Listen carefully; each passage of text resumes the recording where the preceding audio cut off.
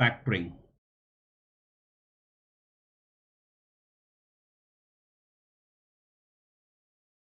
What do you mean by factoring?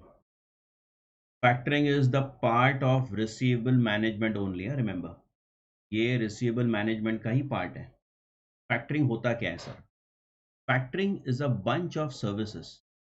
I said it is a bunch of services provided by a factor. Provided by a factor which is normally a bank. ध्यान से सुनना. Factoring is a bunch of services provided by a factor which is normally a bank. जरूरी नहीं कि bank ही हो हर बार, लेकिन normally bank होता है. It is one of the method of raising funds for the business. Raising funds for the business. चलो वो हम बाद में बात करेंगे. पहले तो ये bunch of services क्या है sir? Provided by a factor बोला हमने. क्या सर्विसेज प्रोवाइड करता है फैक्टर? ओके, चलो एग्जाम्पल. सबसे पहले suppose I am a factor. ठीक है, तुम एक कंपनी हो, तुमने तुम्हारे कस्टमर को गुड्स बेचा है, लेकिन तुमको है ना एक कलेक्शन का मगजमारी नहीं करना है, तो तुम लोग एक फैक्टर को अपॉइंट करते हो. सपोज मुझे अपॉइंट किया, तो मैं तुम्हारे बिहाफ पे कलेक्शन करूंगा. I will make collection on your behalf and of course I will charge you commission for that. तो factoring is a bunch of services provided by a factor. समझो मैं फैक्टर हूं, तो मैं तुमको क्या सर्विस प्रोवाइड कर रहा हूं? नंबर वन, मैं तुमको तुम्हारा कलेक्शन करके दे रहा हूं, जिसके लिए मैं कमीशन चार्ज करूंगा, ऑब्वियसली, सीधी बात है. नंबर टू, सपोज तुम एक कंपनी हो, ठीक है, तुमको गुड्स बेचना है किसी नए कस्टमर को. तुम उस नए कस्टमर को जानते ही नहीं हो, एकदम नया कस्टमर है, टोटली नया कस्टमर. वो तुमसे गुड्स खरीदना चाहता है, तो अच्छी बात है. प्रॉब्लम वो है कि वो कैश सेल्स नहीं मांग रहा है, वो क्रेडिट सेल्स मांग रहा है. मतलब वो क्रेडिट मांग रहा है तुमसे. देखो, अगर तुम गुड्स बेचते हो और वो पेमेंट तुमको इमीडिएटली कर देता है तो प्रॉब्लम ही नहीं है. नहीं, वो कस्टमर तुमसे 1 महीने का 2 महीने का उधार मांग रहा है, क्रेडिट मांग रहा है. अब सवाल ये उठता है कि तुम उस कस्टमर को जानते नहीं हो, कैसे भरोसा करोगे? तो तुम लोग क्या करते हो, फैक्टर को अपॉइंट कर. समझो मैं फैक्टर हूं, तो तुम मुझे अपॉइंट करते हो. सर ये कस्टमर है ना, एकदम नया है, मुझे इसके बारे में कुछ मालूम नहीं. तो मैं उस कस्टमर का क्रेडिट वर्दीनेस, उस कस्टमर का फाइनेंशियल स्टेबिलिटी, उस कस्टमर का गुडविल इन द मार्केट, वो सब निकाल के, वो सब इंफॉर्मेशन निकाल के तुमको देता हूं. तो तुम्हारे लिए फायदा हो गया, तुमने तुम्हारा काम मुझे दे दिया, लेकिन मैं फैक्टर, मैं तुमको कमीशन चार्ज करूंगा. फ्री में क्यों करूंगा मैं काम? सीधी बात है, बराबर है. अच्छा, और एक, I said factoring is a bunch of services provided by factor. मैं फैक्टर हूं, मैं तुमको और एक सर्विस प्रोवाइड करता हूं. सर कौन सा? तुम कस्टमर हो, तुम एक क्लाइंट हो मेरे, तुमने तुम्हारे कस्टमर को गुड्स बेचा हुआ है. तुमने कस्टमर को, तुम्हारे कस्टमर को गुड्स बेचा हुआ है. You are a company, you are selling goods. तो तुमने कस्टमर को माल बेचा है, राइट? और वो तुम्हारा कस्टमर तुमको 2 महीने के बाद पैसा देने वाला है. 2 महीने के बाद. अब तुम 2 महीना वेट नहीं कर सकते, तुमको पैसा अभी चाहिए. ओके, जैसे हम लोग बिल कैसे डिस्काउंट करते हैं, बिल डिस्काउंट करते हैं ना, वैसे. तो तुम एक फैक्टर के पास जाते हो, मैं फैक्टर हूँ, मेरे पास आते हो, तुम बोलते हो सर देखो ये मेरे कस्टमर्स हैं, बराबर है, और मुझे इन कस्टमर से पैसा मिलने वाला है 2 महीने के बाद, आप मुझे अभी एडवांस दे दो. तो मैं फैक्टर, तुम कंपनी हो, मैं तुमको एडवांस देता हूं. Against what? Against money which is receivable from the customer. तुमने तुम्हारे कस्टमर को गुड्स बेचा हुआ है, तुमने तुम्हारे कस्टमर को गुड्स बेचा हुआ है, ठीक है, और उसके सामने मैं तुमको एडवांस दे रहा हूं. उसके सामने मैं तुमको क्या दे रहा हूं? एडवांस दे रहा हूं. लेकिन मैं तुमको पूरा एडवांस नहीं दूंगा. अगर समझो 100 रुपये का गुड्स है, तो मैं तुमको 90 रुपीज एडवांस दूंगा, बाकी का 10 रुपया बाद में दूंगा. मतलब हर फैक्टर तुमको पूरा एडवांस नहीं देगा, कोई 90 एडवांस देगा, कोई 85 एडवांस देगा, ऐसा.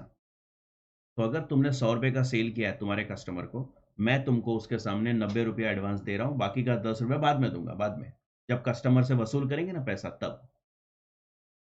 2 महीने के बाद। तो तुमको 2 महीने के बाद पैसा मिलने वाला था, मैंने तुमको पैसा आज ही दे दिया, advance. I have given you advance. अरे बाबा, for that advance I am going to charge you interest. Free में क्यों दूंगा तुमको मैं, राइट? तो मैं तुमको इंटरेस्ट चार्ज करने वाला हूँ फॉर दैट एडवांस, और कलेक्शन करूंगा, वो सब काम का कमीशन अलग है। एडवांस मैंने तुमको दिया है, उसका इंटरेस्ट क्यों सर? अरे मैं तुमको आज एडवांस देता हूँ और मुझे तुम्हारे कस्टमर से पैसा मिलेगा 2 महीने के बाद, तो मेरा इंटरेस्ट का नुकसान हो गया ना। ये तो मैंने तुमको एडवांस दिया मतलब लोन जैसा ही हो गया। तो तुम्हारे एंगल से देखो, तुमने फंड रेस किया है, तुमने तुम्हारे डेटर के सामने फंड रेस किया है, ऐसा मतलब हुआ तुम्हारे एंगल से। ओके, तो क्या क्या सर्विसेज है, एक बार वापस रिपीट करता हूँ फटाफट। नंबर वन, तुम कंपनी हो, तुमने तुम्हारे कस्टमर को गुड्स बेचा है, लेकिन तुमको कलेक्शन का मगजमारी नहीं करना है, तो तुम एक फैक्टर अपॉइंट करते हो। फैक्टर तुम्हारे बिहाफ पे कलेक्शन करेगा और तुमको कमीशन चार्ज करेगा, सीधी बात है। दूसरा, तुमने तुमको एक नए कस्टमर को गुड्स बेचना है जिसके साथ तुमने कभी धंधा नहीं किया, कभी बिजनेस नहीं किया, ठीक है? तो तुम चाहते हो कि ये कस्टमर को मैंने गुड्स बेचा, वो क्रेडिट मांग रहा है, कैसे दे दूँ, पैसा नहीं दिया तो भाग गया तो तुम एक फैक्टर को अपॉइंट करते हो। फैक्टर तुम्हारे लिए पूरा उस कस्टमर का credit worthiness, goodwill in the market, financial position, जो भी है सब डिटेल निकाल के देगा। तो फैक्टर तुमको उसका कमीशन चार्ज करेगा। तीसरा क्या, तुमने तुम्हारे कस्टमर को गुड्स बेचा है, तुमको 2 महीने के बाद पैसा मिलने वाला है, तुमको आज चाहिए, तो फैक्टर को बोलो मुझे एडवांस दो, देगा। तो फैक्टर तुमको एडवांस देगा, लेकिन उसके लिए इंटरेस्ट चार्ज करेगा, सीधी बात है, क्योंकि फैक्टर तुमको पैसा आज देगा, उसको कस्टमर से पैसा 2 महीने के बाद मिलेगा। तो factor is going to charge you interest, commission अलग है। ये सब टाइप के सर्विसेज फैक्टर प्रोवाइड करता है। फिर फैक्टरिंग है ना, दो टाइप के होते हैं, factoring types. This is based on bad debts. Okay, तो बैड डेट्स सुनना, types of factoring based on bad debts. समझो, मैं फैक्टर हूं, तुम कंपनी हो, ठीक है? तुमने तुम्हारा कलेक्शन का काम मुझे दे दिया है, मैंने तुम्हारे बैड डेट्स को टेक ओवर, मैं सॉरी डेटर्स को टेक ओवर कर दिया है, मैंने तुम्हारे डेटर्स को ले लिया, मैं कलेक्शन करूंगा, तुम चिंता मत करो। लेकिन अगर ये बैड डेट, समझो तुम कंपनी हो, तुमने गुड्स बेचा, मैं फैक्टर हूं, मैं 2 महीने के बाद कलेक्शन करने गया तुम्हारे कस्टमर से, और तुम्हारे कस्टमर ने हाथ ऊपर कर दिया, पैसा नहीं है, तो बैड डेट्स हो गया, तुम्हारा कस्टमर पैसा नहीं दे रहा है। तो ये बैड डेट्स का नुकसान कौन बेयर करेगा? तुम कंपनी हो, तुमने माल बेचा है उसको, और मैं फैक्टर हूं, तो बैड डेट्स कौन बेयर करेगा? If bad debts are borne by the client. तो क्लाइंट मतलब कौन? कंपनी सेलिंग गुड्स, जिसने गुड्स बेचा है, कंपनी सेलिंग गुड्स, बराबर है? तो इसको बोलते हैं रिकोर्स फैक्टरिंग। क्या बोलते हैं इसको? Recourse factoring. लेकिन अगर bad debts are borne by the factor, sir factor क्यों बेयर करेगा? उसके हिसाब से वो कमीशन चार्ज करेगा तुमको, डोंट वरी फॉर दैट, का पैसा लेने वाला है, वो फ्री में नहीं करने वाला है।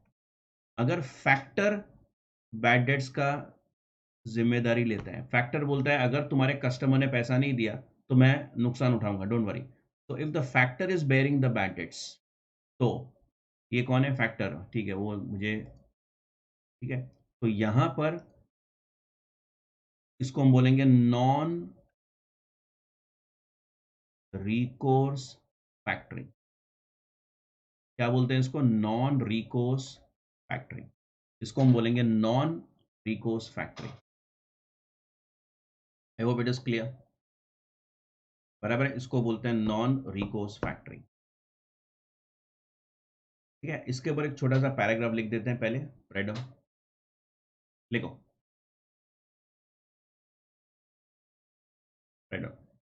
Factoring is a bunch of services Factoring is a bunch of services provided by a factor. Provided by a factor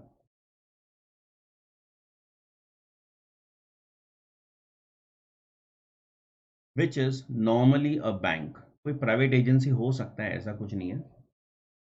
Which is normally a bank.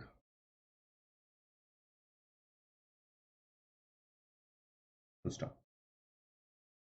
Following types of services, लिखो आगे नेक्स्ट लाइन में. Following types of services are normally provided by a factor. Following types of services are normally provided by a factor.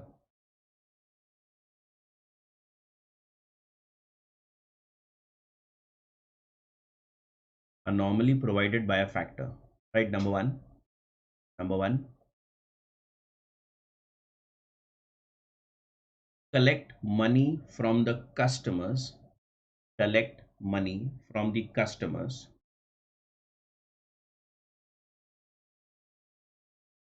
on behalf of their clients. On behalf of their clients. Collect money from the customers on behalf of their clients. Number two. Number two, determining credit worthiness. Determining credit worthiness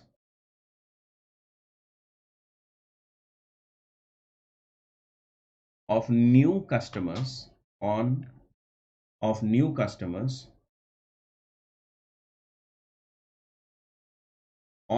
of their clients. On behalf of their clients. Client मतलब वो company जो cell कर रहा है goods, वो. On behalf of their clients. And number three,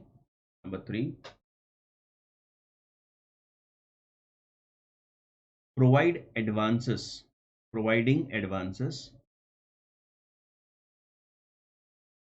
to their clients. Providing advances to their clients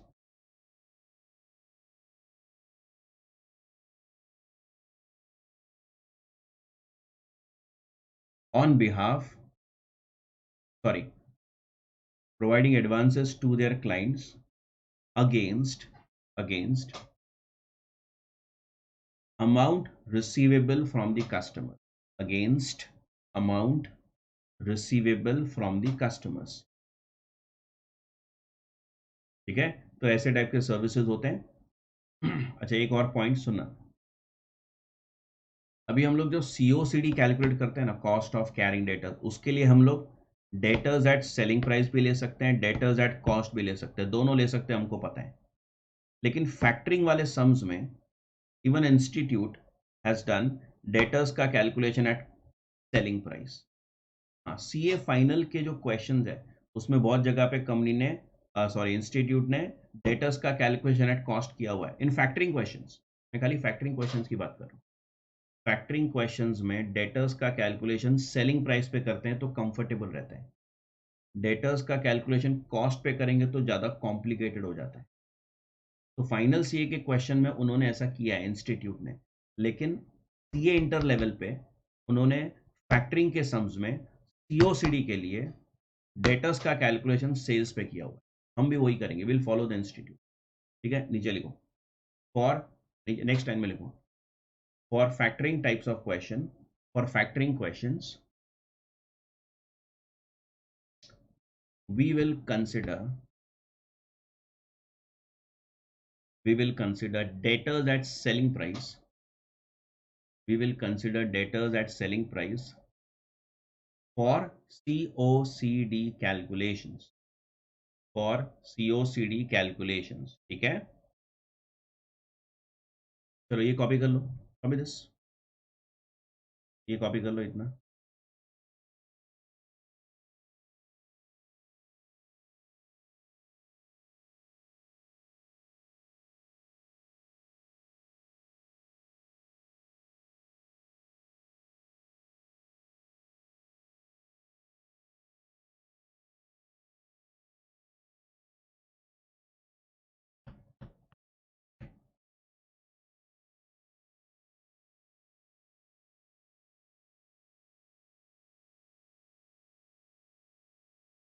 Question number 2.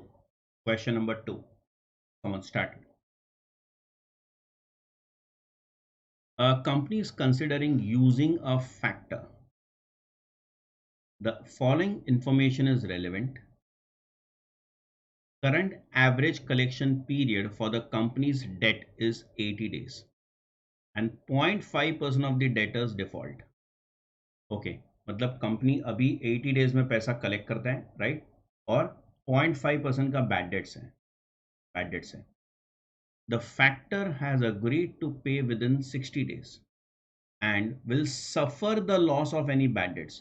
तो bad debts का जो नुकसान होगा वो फैक्टर बेयर करेगा. तो कौन से टाइप का फैक्टरिंग हो गया ये? रिकोर्स फैक्टरिंग के नॉन रिकोर्स फैक्टरिंग?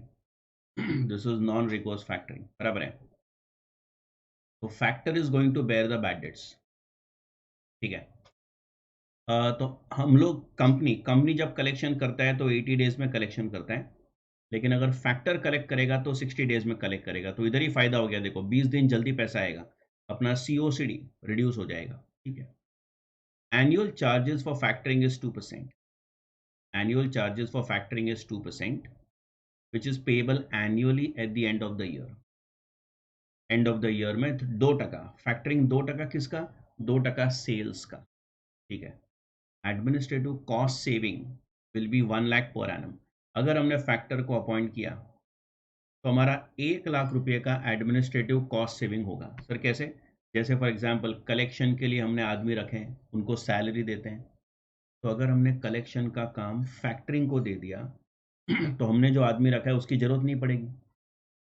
तो all collection activities will be done by factor. तो अपना तो कलेक्शन का खर्चा कम हो गया ना सब. तो फैक्टर को अपॉइंट करने से 1 लाख रुपया हमारा बचने वाला है. ये हमारा बेनिफिट है, बराबर है, ये हमारा बेनिफिट है. Annual sales all on credit 1 crore. Variable cost 80% of sales. हम लोग COCD सेल्स पे करेंगे, ये डिसाइड किया हमने, बराबर है. आगे, companies cost of capital is 15%, 15%. Should the company enter the factoring agreement? अब देखो, तुम फैक्टर को अपॉइंट करो कि मत करो, उसमें सेल्स पे फर्क नहीं पड़ता है. ओके. तो हमारा जो कैलकुलेशन होता है sales minus variable cost minus fix cost, हम लोग नेट बेनिफिट फाइंड करते हैं. वैसे कर सकते हैं, लेकिन नॉर्मली फैक्टरिंग वाले क्वेश्चन में हम लोग क्या करते हैं? सेल्स सेम रहता है, हम फैक्टर को अपॉइंट कर रहे हैं कलेक्शन के लिए. समझो तुम, तो उसमें सेल्स पे फर्क नहीं पड़ता है, सेल्स वही रहता है. In short what I am saying is, हम लोग जब ये फैक्टरिंग के सम करते हैं तो उसमें खाली खर्चे लिखेंगे बस. जो कॉमन सेल्स है कॉमन है, वेरिएबल कॉस्ट कॉमन है, फिक्स कॉस्ट को वो लिखने का जरूरत ही नहीं है. तो नीचे के सारे एक्सपेंसेस लिखो और जो ऑप्शन में एक्सपेंस कम है उसमें जाते हैं. सर कौन से 2 ऑप्शन? पहला, जो अभी इन हाउस मैनेजमेंट चल रहा है, अभी कंपनी खुद कलेक्शन कर रहा है, वो एग्जिस्टिंग. और दूसरा, हम फैक्टर को अपॉइंट कर रहे हैं. 2 ही ऑप्शन है. तो जो चल रहा है वो चलने दो, नंबर 1, या फैक्टर को अपॉइंट करो, नंबर 2. तो हम लोग दोनों कॉलम बनाकर वर्किंग करते हैं, देखते हैं. अगर फैक्टर को अपॉइंट करने से खर्चा बढ़ जाता है तो फैक्टर को अपॉइंट मत करो, और अगर खर्चा कम हो जाता है तो फैक्टर को अपॉइंट करो, खत्म. Right. So calculation is very clear and simple. Basically how to do it वो देखना है अपने को. चलो, that will see now. Question number 2.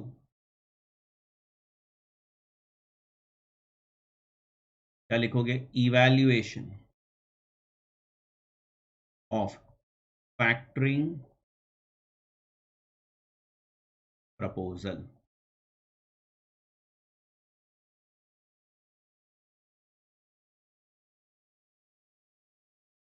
ठीक है. 2 ऑप्शन क्या है हमारे पास? एक पर्टिकुलर्स लिखा मैंने यहां पर, एग्जिस्टिंग में इन हाउस मैनेजमेंट. इन हाउस मैनेजमेंट मतलब जो भी चल रहा है, वो जो भी चल रहा है वो. ठीक है. और दूसरा क्या है? Proposed factoring offer.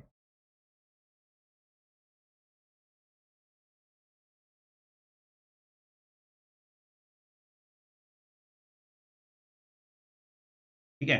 चलो, जो ऑप्शन में जो खर्चा होता है वो लिखते जाएंगे. चलो बताओ क्या क्या खर्चा है, बताओ. Tell me, you tell me, क्या क्या खर्चा है? क्या खर्चा दिख रहा है अभी?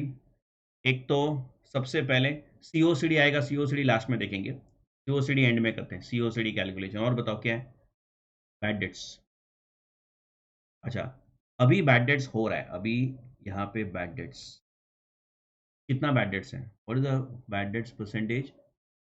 Suffer the loss of 0.5%। Okay, 0.5%। तो 0.5% ऑफ 100 lakhs, 1 करोड़, कितना आएगा बोलो? 1 करोड़ का 0.5% कितना आता है? 1.5% ऑफ 1 करोड़ कितना आएगा? 1 लाख आएगा, फिर 50,000 आएगा, 50,000, बराबर 50,000। तो इन हाउस मैनेजमेंट में अभी खर्चा हो रहा है, अभी खर्चा हो रहा है 50,000, लेकिन अगर तुमने फैक्टर को अपॉइंट किया तो ये खर्चा नहीं होगा। अगर तुमने फैक्टर को अपॉइंट किया तो ये खर्च, मैं खर्चा लिख रहा हूँ, कौन से ऑप्शन में क्या खर्चा है। अभी इन हाउस मैनेजमेंट में 5.5% बैड डेट्स हो रहा है, फैक्टर को अपॉइंट करेंगे तो नहीं होएगा, बराबर। चलो आगे बढ़ते हैं। एडमिनिस्ट्रेटिव एक्सपेंसेस, बराबर, ये भी राइट है। एडमिनिस्ट्रेटिव एक्सपेंसेस, अभी 1 लाख का एडमिनिस्ट्रेटिव एक्सपेंसेस हो रहा है, फैक्टर को अपॉइंट किया तो ये खर्चा नहीं होगा, बराबर है। चलो और कौन सा खर्चा लिखो, बोलो, तुम बोलो, ये बराबर बोला तुमने। What next? सोचो, और कौन सा खर्चा तुमको दिख रहा है? एनुअल चार्जेस, कमीशन, करेक्ट है। फैक्टरिंग कमीशन, मैं यहां लिखता हूं फैक्टरिंग कमीशन।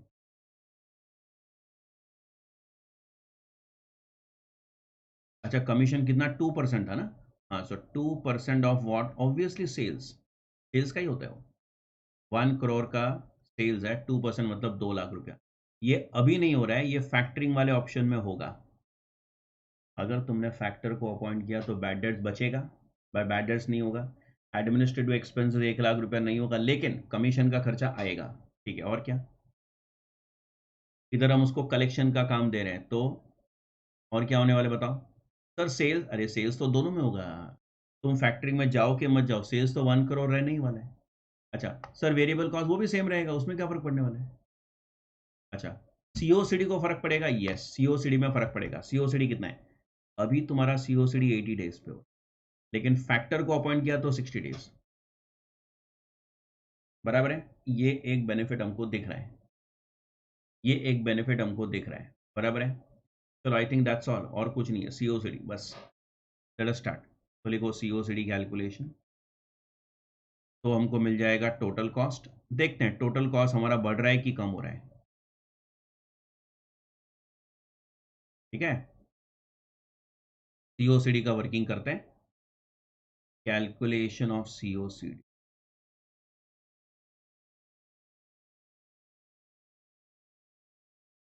कैलकुलेशन ऑफ सीओसीडी, ठीक है। चलो, तो पहले एग्जिस्टिंग में, इन हाउस मैनेजमेंट में क्या आएगा? सीओसीडी, हम लोग सेल्स पे कर रहे हैं, मैंने पहले ही बोला हम लोग सेल्स पे कर रहे हैं, तो 1 करोड़ इंटू, अभी 80 डेज में कलेक्शन होता है, 80 डिवाइड बाय क्या करें, 360 के 365 कुछ लिखा है क्या? कुछ नहीं लिखा है, लेकिन 80 है, 60 है, तो हम लोग 360 ले सकते हैं। लेट अस टेक 360, चलता है। इंटू क्या रेट है? रेट क्या है? 15%, 15%। ओके, ये तुम्हारा डेटर्स है जो पूरा साल, दिस इज डेटर फिगर है, ये अमाउंट पूरा साल के लिए ब्लॉक्ड है, याद है? बोलो कितना आता है? How much is this? और फिर फैक्टरिंग वाले ऑप्शन में भी करो ऐसा ही। तो cost of carrying debtors at selling price, तो 1 करोड़ सेल्स लिया मैंने, ये कितना आता है? 33,333, 3,33,333, ओके, 3,33,333, ओके। चलो, इसमें बोलो कितना आता है? 60 डेज है, डिवाइड बाई 360 इंटू 15%, बोलो how much? ये कितना आता है आंसर? 2,50,000, तो ये आता है 2,50,000, बराबर है, अप्रॉक्स चलेगा, नो प्रॉब्लम। ओके, ये हो गया तुम्हारा सीओसीडी कैलकुलेशन, करेक्ट। अब इसका टोटल करते हैं, ये आएगा 4,50,000, और ये टोटल कितना आता है? करो, कितना आएगा ये? 433, 483, बराबर ना, 3,33,000 प्लस 1 लाख 4,33,000 एंड 4,83,000, 4,83,000 मैंने गलत लिखा क्या?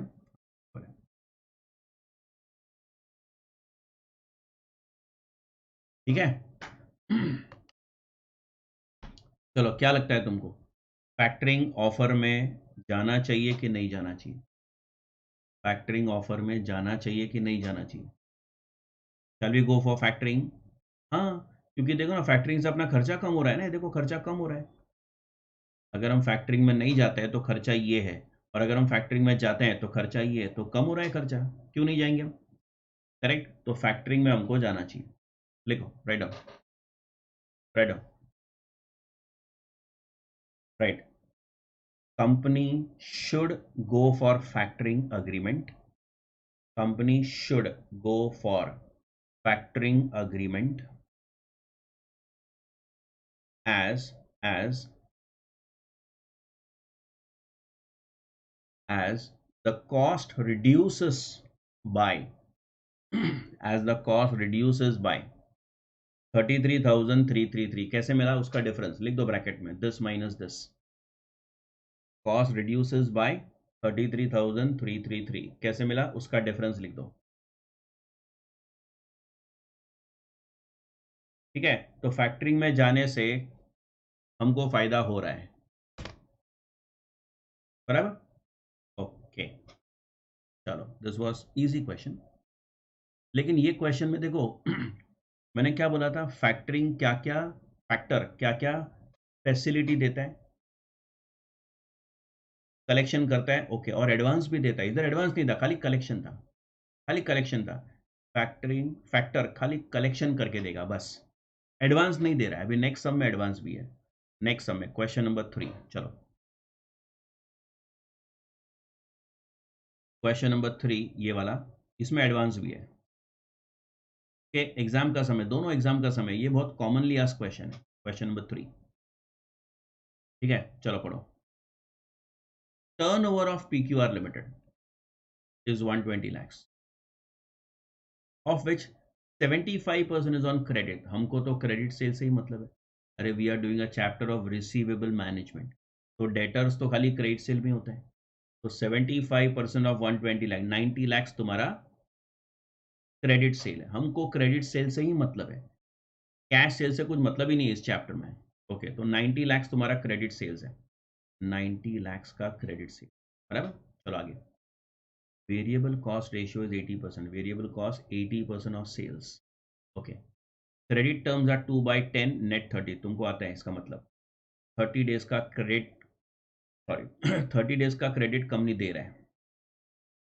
अगर कस्टमर ने 10 दिन के अंदर पैसा दे दिया तो कंपनी कस्टमर को 2% डिस्काउंट देगा, बराबर है।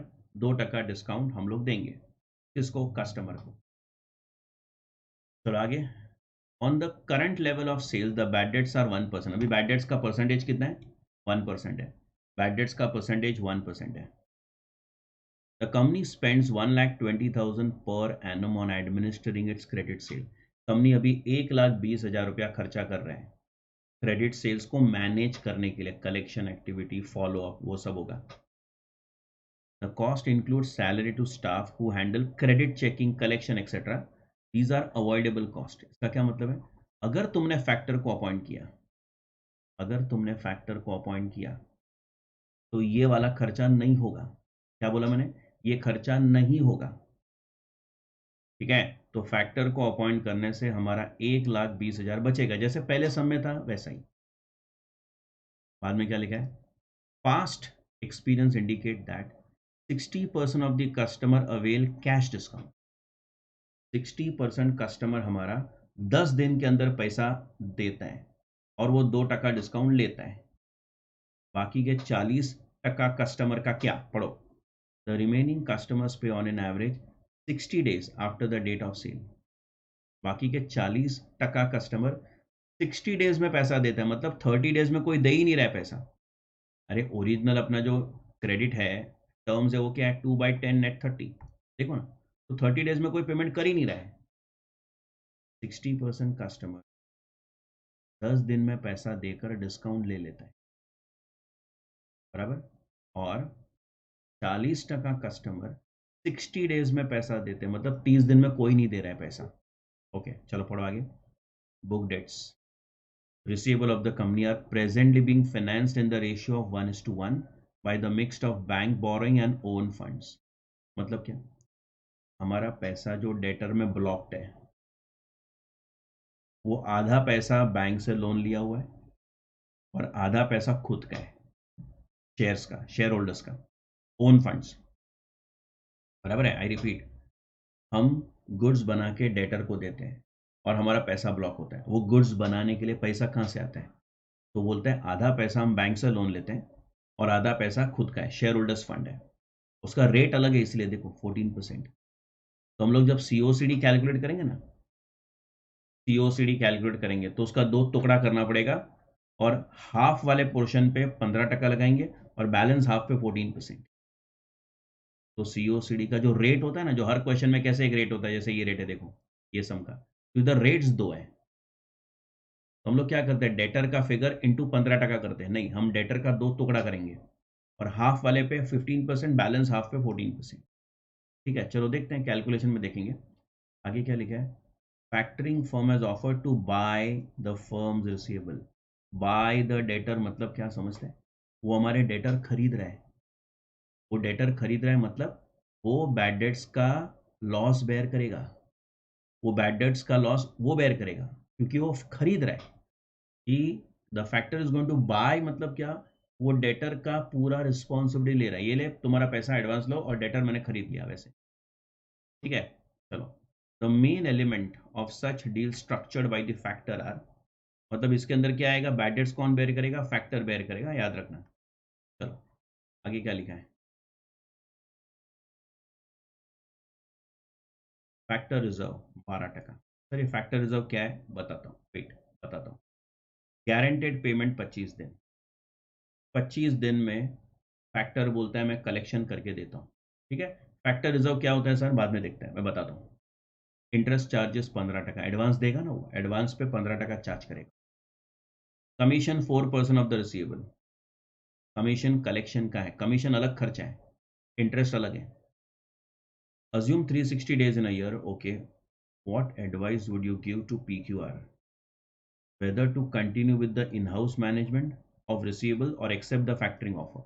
मतलब जो चल रहा है वो चलने दे कि फैक्टर को अपॉइंट करें। तो वापस वैसा ही है, थोड़ा कैलकुलेशन ज़्यादा है इसके अंदर, लेकिन लॉजिक तो ऐसा ही है जैसे ये सब में था, सेम करना है। इधर कैलकुलेशन थोड़ा एक्स्ट्रा है। चलो स्टार्ट करते हैं। तो evaluation of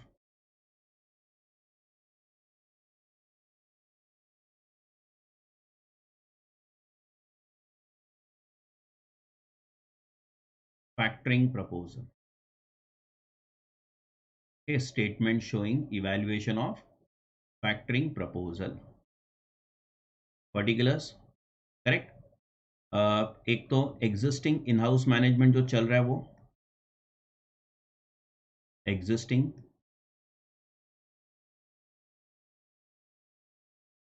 in house management, और दूसरा ऑप्शन क्या है, प्रपोज्ड ऑप्शन फैक्टरिंग वाला। ठीक है, आई थिंक इसमें कोई डाउट तो होना नहीं चाहिए। ठीक है, जो खर्चा अभी तुम्हारे दिमाग में आता है बोलते जाओ, कम ऑन, क्या क्या खर्चा है बोलो। तुम बताओ सबसे पहले बैड डेट, चलो ठीक है लिखता हूँ, one by one, one by one, रुको। बैड डेट्स का कितना परसेंट है, what are bad debts losses. Bad debts कितना है, 1%। 1% ऑफ द सेल्स। हाँ, अच्छा कौन सा सेल, ऑब्वियसली क्रेडिट सेल्स ना, हम क्रेडिट सेल की बात करेंगे। 90 लाख तुम्हारा क्रेडिट सेल है, डोंट फॉरगेट। कैश सेल्स नहीं लेना है, इग्नोर। कैश सेल्स में थोड़ी, वो तो इमीडिएट पैसा आता है, उसमें क्या bad debts, credit sales, okay उसमें बैड डेट्स होगा। तो ये 1% है, दिस इज 1% ऑफ 90 lakhs। हाँ, 90,000, 90,000। तो अभी 90,000 का बैड डेट्स हो रहा है। तुमने फैक्टर को अपॉइंट किया तो नहीं होएगा, बराबर है। फैक्टर को अपॉइंट किया तो नहीं होगा। आई थिंक मुझे लग रहा है स्क्रीन जरा फ्रीज हो गया था। इतना कॉपी कर लो तुम लोग जरा प्लीज, कॉपी दिस। मैंने डिस्कस तो किया लेकिन आई थिंक तुम लोग लिख नहीं पाए, ठीक है ना? लिख दो, write down. Evaluation of factoring proposal, copy this much.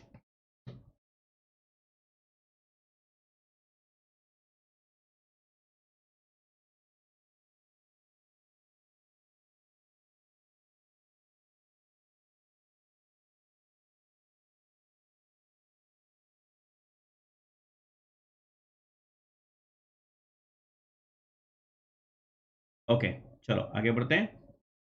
सबसे पहले तो बैड डेट्स लिखा मैंने। एग्जिस्टिंग इन हाउस मैनेजमेंट में 90,000 का बैड डेट्स आएगा और फैक्टरिंग वाले ऑफर में बैड डेट्स नहीं आएगा। चलो डन। आगे, अभी तुम बताओ नेक्स्ट खर्च, नेक्स्ट कौन सा लिखो बताओ, टेल मी। ठीक है, एडमिनिस्ट्रेटिव एक्सपेंसेस लिखो। एडमिनिस्ट्रेटिव एक्सपेंसेस, एडमिनिस्ट्रेटिव एक्सपेंसेस कितना है, कितना बोला है उसने अमाउंट? उसने अमाउंट कितना बोला है? It is 1,20,000 per annum, 1,20,000 per annum. तो 1,20,000 खर्चा अभी हो रहा है लेकिन बाद में नहीं होगा। अगर तुमने फैक्टर को अपॉइंट किया तो ये खर्चा नहीं होगा। चलो ठीक है, और बोलो, और कुछ, एनीथिंग एल्स?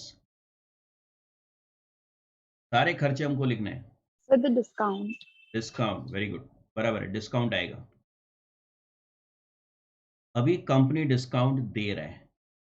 अगर हमने फैक्टर को कलेक्शन करने को दे दिया तो डिस्काउंट का सवाल किधर होता है? हमको कलेक्शन ही नहीं करना है। कलेक्शन करते वक्त डिस्काउंट देंगे। जब हमको कलेक्शन ही नहीं करना है तो डिस्काउंट बाद में नहीं आएगा। लेकिन अभी तो डिस्काउंट आ रहा है, अभी तो कंपनी डिस्काउंट दे रहा है। अच्छा देखो, 90 लैक्स का सेल्स है, में से ने क्या बोला है, सारे कस्टमर डिस्काउंट नहीं लेते हैं। कितना परसेंट कस्टमर डिस्काउंट लेते हैं देखो, 60, है ना? तो 60% कस्टमर डिस्काउंट लेते हैं, तो इसका 60%, और डिस्काउंट कितना है, 2%। बराबर, बोलो कितना आएगा? 90 lakhs, 60% into 2%, that comes to how much? 54 lakhs का 2%, 1,08,000, बराबर है। तो अभी कंपनी 1,08,000 डिस्काउंट दे रहा है, खर्चा रहा है, ये लॉस है कंपनी का। फैक्टरिंग में ये नहीं आएगा, फैक्टरिंग में ये खर्चा नहीं आएगा। चलो डन। अब आगे बोलो, आगे कौन सा खर्चा है दूसरा? कमीशन, बराबर है, कमीशन आएगा। कमीशन कितना परसेंट कमीशन है देखो। कमीशन, ये फैक्टर रिजर्व क्या होता है सर, बताता हूँ, wait, will discuss, we will discuss. Commission 4% है, 4% कमीशन है।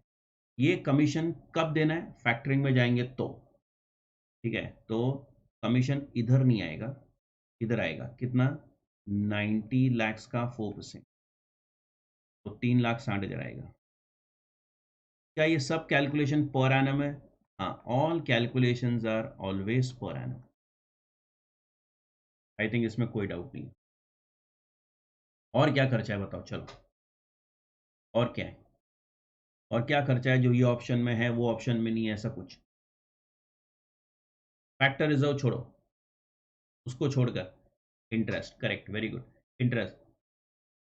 फैक्टर हमको PQR लिमिटेड को एडवांस देने वाला है, उसका इंटरेस्ट आने वाला है, बराबर है। तो इंटरेस्ट ऑन एडवांस बाकी है, इंटरेस्ट ऑन एडवांस आने वाला है।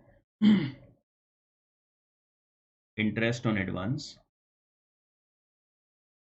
ये खर्चा कहाँ आने वाला है? इन हाउस में नहीं आएगा, फैक्टरिंग ऑप्शन में, इधर इधर आने वाला है। लेकिन मैं बाद में करता हूँ, रुको 2 मिनट रुको। लेकिन आएगा, ऑफकोर्स आएगा। और उसके बाद आएगा COCD। COCD तो आने ही वाला है। ये आ गया तुम्हारा टोटल। तो COCD दोनों का बाकी है और इंटरेस्ट ऑन एडवांस बाकी है। Otherwise we have covered everything, अभी सब कुछ हो गया हमारा। लेकिन लेकिन एक काम करते हैं, पहले COCD खत्म करते हैं, इन हाउस मैनेजमेंट, इन हाउस मैनेजमेंट पूरा खत्म करते हैं, ठीक है? तो वर्किंग नोट बनाते हैं, वर्किंग नोट नंबर 1। तो calculation of COCD for in house management, in house.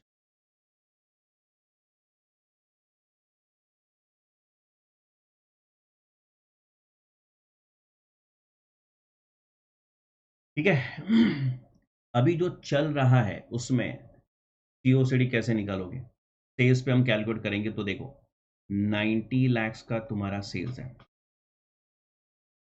Company कितना क्रेडिट दे रहा है? 2/10 नेट 30, 2/10 नेट 30 बराबर है, लेकिन 30 दिन में कोई पैसा ही नहीं दे रहा है। हमने क्या पढ़ा था? 60% कस्टमर 10 दिन में पैसा दे देते हैं,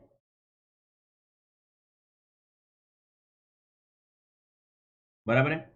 और 90 लाख में से 40% बैलेंस, बैलेंस कस्टमर, वो लोग 60 डेज में पैसा दे रहे हैं अभी, ऐसा लिखा है क्वेश्चन में। तो ये जो टोटल आएगा तुमको वो तो डेटर्स आएगा, इनटू वो रेट बाकी है ना,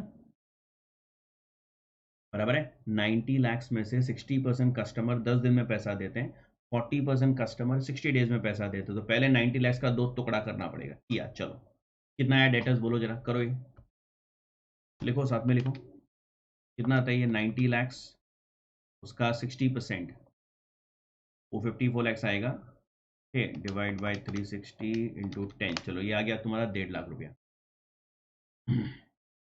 ये कितना आता है देखो, 90 लाख का 40% 36 लाख, इंटू 60 डिवाइड 6 लाख आता है, बराबर। ये 6 लाख आता है, टोटल डेटर्स कितना आएगा? 7,50,000। अभी इसमें हम लोग क्या करते हैं, we multiply with one rate, समझो 20%, तो हम लोग मल्टीप्लाई बाय 20% करते हैं। इधर ऐसा नहीं करना है, इसका हाफ हाफ करना है। आधे पे देखो क्या लिखा था, ये 7,50,000, यहाँ देखो लिखा था 1:1 का रेशियो है, राइट। बैंक बोरोइंग के लिए 15%, ओन फंड्स के लिए 14% लेना है, ऐसा क्वेश्चन में दिया हुआ है, ऐसा क्वेश्चन में दिया हुआ है। तो 15%, 14% ऐसे हमको करना है, बराबर है। चलो ठीक है, तो हमारा कैलकुलेशन ऐसे दो पार्ट में डिवाइड करना पड़ेगा, दो पार्ट में डिवाइड करना पड़ेगा, ठीक है। तो 7,50,000 का 50% पे 15%, और 7,50,000 पे बैलेंस 50% पे 14%, ऐसे करना पड़ेगा। और फिर इन दोनों का टोटल विल बी सीओ, ये दोनों का टोटल हमारा फाइनल सीओ सीडी होगा। बोलो कितना है, करो कितना आता है देखो, 7,50,000 उसका 50%, उसका 15%, 56,250, चलो ये आता है 56,250। और ये कितना आता है 7,50,000 उसका 50%, उसका 14%, 52,500, चलो डन। तो दोनों मिला के सीओसीडी कितना, हमने 7,50,000 का दो पार्ट किया और अलग अलग रेट लगाया, अलग अलग रेट हमने इंप्लीमेंट किया, क्या आंसर आया टोटल 1,08,000, ये बराबर है 1,08,750, correct. So this is your COCD for existing, तो लिखो एग्जिस्टिंग में इधर 1,08,750, करेक्ट, ओके।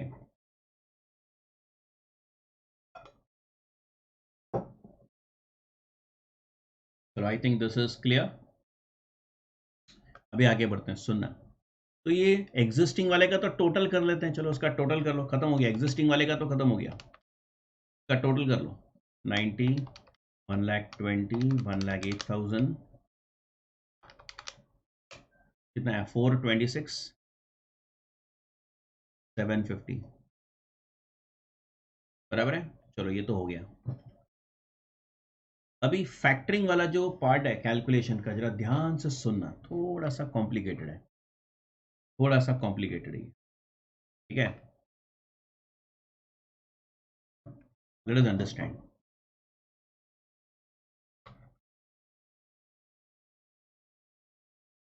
सुनना,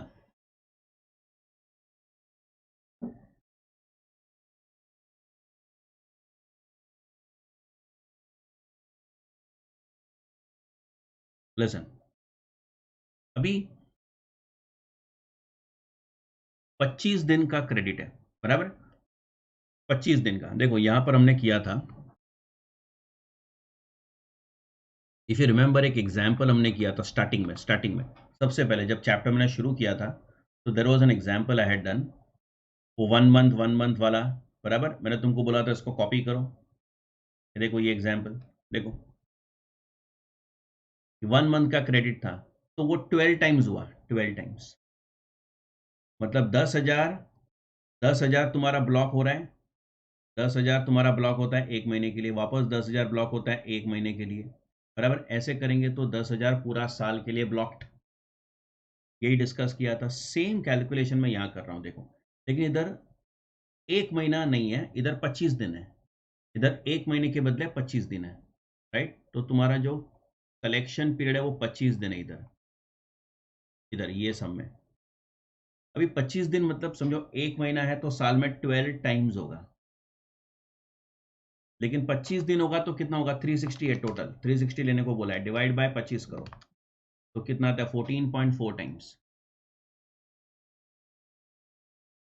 ओके। जैसे ये तुम्हारा 12 टाइम्स इन अ ईयर था ना, क्योंकि 1 मंथ था। 12 टाइम्स इन अ ईयर, क्योंकि ये 1 मंथ था, यहाँ पे 1 मंथ था, ठीक है। वैसे इधर क्या है, 25 डेज है, तो it is 14.4 times in a year. तो सुनो, ये आएगा तुम्हारा इधर 25 दिन, 25 दिन, राइट। 25 डेज, ऐसे करते करते टोटल 360 डेज पूरे साल का। ओके, ध्यान से सुनना। तुम्हारा सेल्स कितना, सेल्स कितना, let me just change the colour, is it visible properly? चलो ठीक है। सेल्स तुम्हारा कितना, पूरे साल का सेल्स कितना है, 90 lakhs, बराबर है। 14.4 टाइम्स इन अ ईयर हो रहा है, तो 90 lakhs, पहले तो क्या करोगे, 90 lakhs इंटू 25 डिवाइड बाय 360, यह आएगा तुम्हारा 6,25,000 का सेल्स। तो 6,25,000 का सेल्स, 6,25,000 का सेल्स, 6,25,000 ऐसा होगा कितना टाइम्स, 14.4 टाइम्स, बराबर है। आई एम गोइंग वेरी स्लो, ध्यान से सुनो, अभी लिखो मत, don't write, just listen, correct. अच्छा, अब खाली एक ट्रांजैक्शन पे ध्यान दो, ये सेम ट्रांजैक्शन 14.4 टाइम्स साल में रिपीट होगा। सेम, एक समझ दो, बाकी सब सेम है। 6,25,000 का सेल हुआ, तो फैक्टर हमको पूरा 6,25,000 का एडवांस नहीं देता है। ये वाला फैक्टर, ये वाला फैक्टर कितना रिजर्व सेव कर रहा है, कितना रिजर्व, 12%। तो 12% वो हमको एडवांस अभी नहीं दे रहा है, फैक्टर रिजर्व 12%। कितना आता है 12%, बोलो जरा इसका, 6,25,000 का 12%, 75,000। तो ये इतना एडवांस हमको वो नहीं दे रहा है, नहीं दे रहा है मतलब सर वो हमारा पैसा खा गया। अरे नहीं बाबा, वो हमको अभी एडवांस देगा, और वो हमारे कस्टमर से पैसा वसूल करेगा 25 दिन के बाद। वो 25 दिन में कलेक्शन करेगा ना, लिखा तो था इधर 25 दिन। तो फैक्टर कलेक्शन 25 दिन में करेगा, तो वो हमको आज एडवांस देगा, समझो, वो आज हमको एडवांस देगा, ठीक है। और वो हमारे कस्टमर से वसूल करेगा 25 दिन में। तो बाकी का 75,000 वो हमको नहीं देगा सर, देगा ना, क्यों नहीं देगा, ऑफकोर्स देगा, लेकिन वो बाद में देगा, अभी नहीं देगा। कब देगा, 25 दिन के बाद, जब वो हमारे कस्टमर से कलेक्शन करेगा तब देगा। तो 6,25,000 माइनस फैक्टर रिजर्व, ठीक है, ये आएगा तुम्हारा 5 लाख, जो भी आता है इधर देखो, माइनस, माइनस कमीशन। कमीशन कितना टका है, 4% है। तो एक बार का कमीशन 6,25,000, 6,25,000 का 4% बोलो कितना आता है, 25,000, है ना, 25,000। तो फैक्टर क्या करेगा पता है, 6,25,000 में से 75,000 वो काट रहा है। वो बोलता है मैं इतना एडवांस नहीं देता हूँ, बाद में दूंगा, बाद में, बाद ये पैसा तुमको बाद में मिलेगा, इतना इतना एडवांस वो नहीं दे रहा है। तो अपना 75,000 डूब गया नहीं। मैं बोल रहा हूँ जब वो कलेक्शन करेगा ना इधर यहाँ पे 25 दिन के बाद, तब हमको वो 75,000 देगा। ठीक है, चलो अभी कमीशन काटेगा वो। पहले कमीशन अप फ्रंट काटा जाता है, वो एडवांस में कमीशन ले लेता है, बराबर। तो कमीशन काट लेगा, कितना बचा? 5,25,000, बराबर है। ये वो एडवांस हमको देने वाला है, ये एडवांस वो हमको देगा। अब सुनना मेरी बात। सर कमीशन तो 3,60,000 है, देखो ऊपर कमीशन 3,60,000 है। अरे बाबा ये फिगर पर एनम है ना, ये तो पर एनम है ना। वो 25,000 एक बार का, एक बार का। ऐसा साल में कितनी बार होने वाला है? 14.4 टाइम्स। करो कैलसी पे करो, 25,000 मल्टीप्लाई बाय 14.4 करो ना, कितना आता है? मल्टीप्लाई बाय 14.4 आ गया ना 3,60,000। देखो ओके। तो मैं ये ट्रांजैक्शन जो कर रहा हूँ ना, वो 14.4 टाइम्स रिपीट होगा साल में। ठीक है, 14.4 टाइम्स वो रिपीट होने वाले हैं साल में। लेकिन यहाँ जो फिगर्स लिखे हैं ये सब तो पर एनम होते हैं। देखो ना ऊपर पर एनम है, बराबर। चलो अभी सुनो, आगे बढ़ते हैं। फिर क्या होगा, सुनना। यहाँ पे वो 5,25,000 देगा हमको। उसको ये पैसा कब मिलेगा? इधर मिलेगा 25 दिन के बाद। फिर वापस ऐसा होगा, ये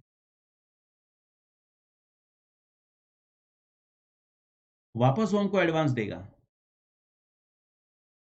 ऐसा चलता रहेगा। मतलब वो हमको पहले इंटरेस्ट चार्ज करेगा 5,25,000 के इंटरेस्ट। है कितना इंटरेस्ट आएगा सर? कितना इंटरेस्ट दिया है देखो जरा, इंटरेस्ट कितना है? 15% है ना। हाँ, 15% इंटरेस्ट है। ठीक है, तो वो क्या करेगा? इंटरेस्ट चार्ज करेगा। सुनो, 5,25,000 पे 15% और 25 दिन, 25 दिन के लिए इंटरेस्ट चार्ज करेगा ना वो, बराबर है। इंटरेस्ट आएगा 25 दिन के लिए, क्योंकि बाद में उसको पैसा मिल जाएगा हमारे कस्टमर से, तो वो हमको इंटरेस्ट चार्ज करेगा 25 दिन। कितना आता है बताओ ये? 5,25,000 उसका 15% इंटू 25 डिवाइड बाई 360, कितना आता है? 5,468.75, बराबर है। वो हमको 5,25,000 आज देगा, और वो हमारे कस्टमर से वसूल करेगा 25 दिन के बाद। तो उसका पैसा हम लोग लेके बैठे हैं ना, तो हमको इंटरेस्ट देना पड़ेगा ना उसको। ठीक है, 5,468.75। अच्छा, वापस यहाँ पे आएगा 5,468.7, फिर वापस आएगा 5,468.75। ऐसा कितनी बार आएगा? 14.4 टाइम्स आएगा। तो पर एनम कितना आएगा? करो इंटू 14.4 करो, कितना आता है? 78। ये पूरे साल का हुआ। तो हम लोग ना ऐसा कैलकुलेशन इतना लंबा नहीं दिखाते हैं एग्जाम में। तो क्या करते हैं सर, तो एग्जाम में देखो ना 78,750 बराबर है, यही लिखना है अपने को इंटरेस्ट। ये तो पर एनम, ये टेबल तो पर एनम ही है ना पूरा। तो हम लोग क्या करते हैं पता है? डायरेक्टली ऐसा कर देते हैं। देखो 5,25,000 का एडवांस, उसके ऊपर 15% है, 25 दिन का, वापस 25 दिन, अरे छोड़ो ना, पूरा साल का ले लो डायरेक्टली। तो डायरेक्टली तुम आंसर देखो, 78,750 आता है। कितना आता है ये? 78,750, खत्म, बराबर है। तुम ये Don't इंटरेस्ट 5,468.75 14.4 टाइम्स लेगा साल में, तो पूरे साल का 78,750 सीधा ही ले लो ना, फिर 5,25,000 पूरा 15% साल का। So, but don't you have to show the working of five lakh correct. 25,000? चलो, चलो आगे बढ़े। अभी क्या बच गया? COCD, cost of carrying debtors, ये वाला पार्ट। अगर हम फैक्टरिंग के ऑफर में जाते हैं, मेरी बात सुनना, अभी ध्यान से सुनना, थोड़ा सा कंफ्यूजिंग है, थोड़ा सा। देखो ध्यान से। Now I am writing carrying cost, calculation of carrying cost.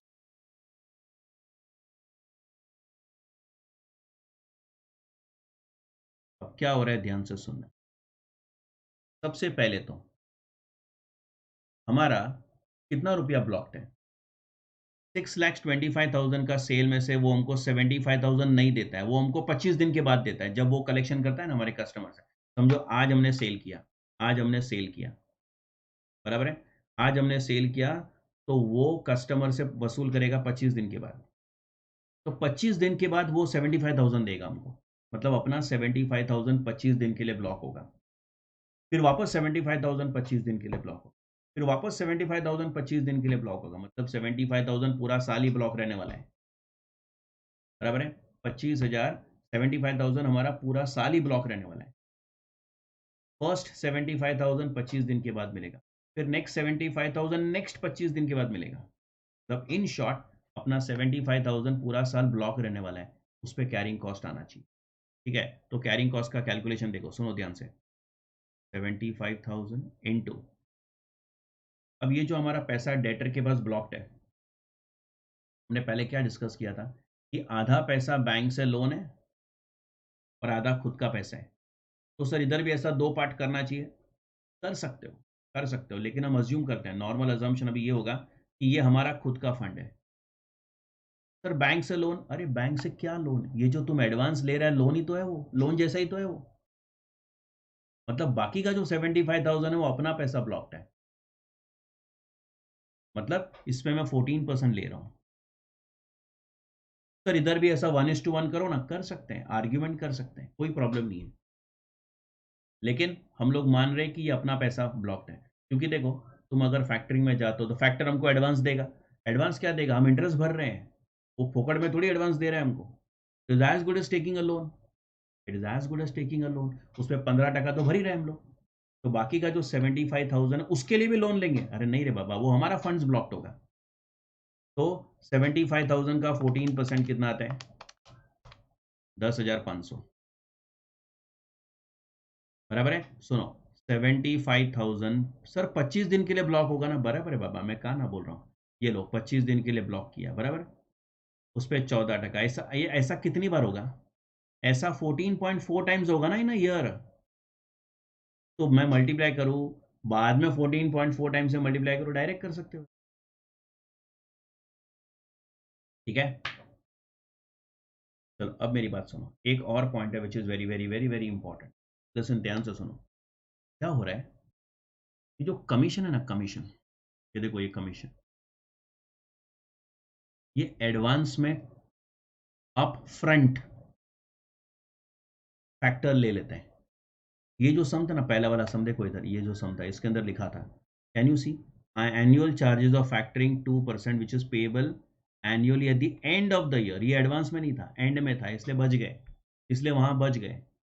लेकिन यहाँ पे ऐसा नहीं है, तो कमीशन एडवांस में ही होता है। तो एडवांस में कमीशन है तो मतलब क्या है पता है? हमने 25,000 का पेमेंट, देखो वो भाई साहब ने कलेक्शन कब किया, कलेक्शन कब किया उसने, समझो अभी यहां सेल किया हमने, तो वो कलेक्शन 25 दिन के बाद करेगा। ये वाले सेल का कलेक्शन यहां होएगा, बराबर है, लेकिन वो कमीशन एडवांस में ले रहे हैं। इसका मतलब है कि हम लोग एडवांस में पे कर रहे हैं, वी आर, ये प्रीपेड एक्सपेंस हो गया एक्चुअली। तो इस पे हमारा टाइम वैल्यू का नुकसान हो रहा है। क्या हो रहा है? टाइम वैल्यू का लॉस हो रहा है। तुम अगर कोई एक्सपेंस एडवांस में, जो तुमको पेमेंट 25 दिन के बाद करना है, वो तुम आज कर देते हैं, मतलब तुम्हारा 25,000 रुपया 25 दिन के लिए ब्लॉक हो गया। Getting it? जैसे फॉर एग्जाम्पल समझो तुम ट्यूशन फीस देते हो, तो तुमसे पैसा एडवांस में लिया और फिर हम लोग बाद में पढ़ाते हैं, तो तुम लोग ऐसा बोल सकते हो, सर सर्विसेज हमको बाद में मिलते हैं, पेमेंट पहले हो रहे हैं, तो हमको उस पर इंटरेस्ट दो। समझ रहे हैं? तो services you are enjoying later and you are paying something in advance, वैसा ही हो रहा है। हम आज सेल करते हैं और वो फैक्टर आज ही कमीशन काट लेता है और कलेक्शन 25 दिन के बाद करते हैं, ऐसा हो रहा है। तो 25,000 इज पेड इन एडवांस, तो उस पर इंटरेस्ट लॉस ले रहा हूं मैं, इंटरेस्ट लॉस, वो भी अपना कैरिंग कॉस्ट है, बराबर। फंड्स ब्लॉक्ड है ना, उसका ही कॉस्ट है। तो कितना था? 25,000, 25,000 this is for commission, okay, ये कमीशन के लिए। और ये क्या था? Amount blocked with debtors, amount blocked with debtors. और ये इसके ऊपर 14% कितना आता है बोलो जरा? 25,000 पे 3,500 आएगा। ये टोटल तुम्हारा आ गया 14,000। तो अगर हम फैक्टर को अपॉइंट करते हैं तो हमारा 75,000 ब्लॉक रहता है, प्लस कमीशन एडवांस में भरता है उसका टाइम वैल्यू का नुकसान। मतलब 1 लाख पे 14% 14,000 आता है, वो मैं इधर 14,000 लिखता हूँ। और अभी अपना सम खत्म हो गया, वो तुम इधर लिखो and the some is done, खत्म हो गया। ठीक है, इसका टोटल कर लो पहले, बोलो टोटल बोलो इसका।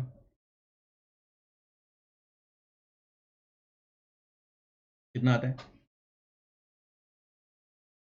3,60,000 78,750 प्लस 14,000 452 750 452 750। ये तुम्हारा खर्चा बढ़ रहा है, देखो कॉस्ट बढ़ गया, तो फैक्टरिंग में नहीं जाना चाहिए, फैक्टरिंग में नहीं जाना चाहिए। वो एडवाइस बाद में दे देंगे, लेकिन पहले तुमने इसको कॉपी कर लो। चलो सर, ये पूरा का पूरा एग्जाम में कॉपी करना है? नहीं, अभी पूरा कॉपी करना, लेकिन अभी पूरा कॉपी करना एग्जाम में तुमको ना, देखो ये वर्किंग करना पड़ेगा, ये इतना वर्किंग करना पड़ेगा, ये वर्किंग दिखाना पड़ेगा, और ये वर्किंग दिखाना पड़ेगा जो रेड से मार्क किया। बाकी का एक्स्ट्रा है, लेकिन तुम लोग अभी लिख दो।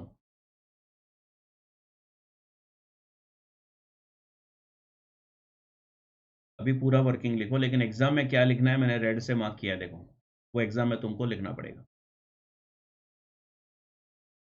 कॉपी।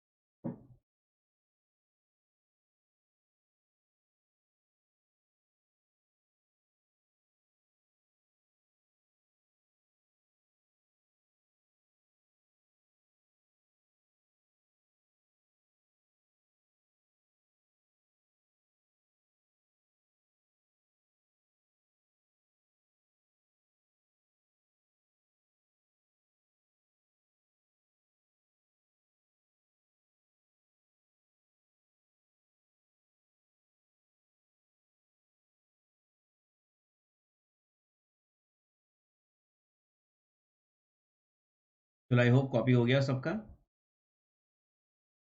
और शुड आई वेट?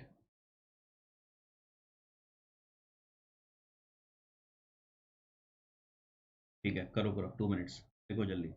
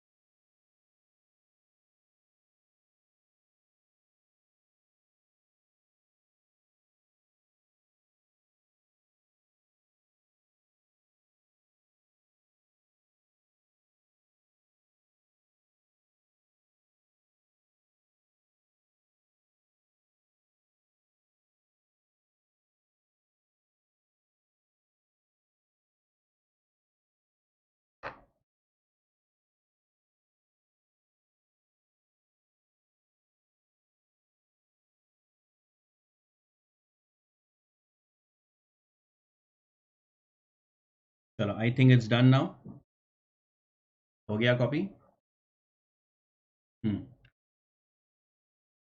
तो लिख दो, एडवाइस लिख दो, राइट डाउन, एडवाइस लिखो।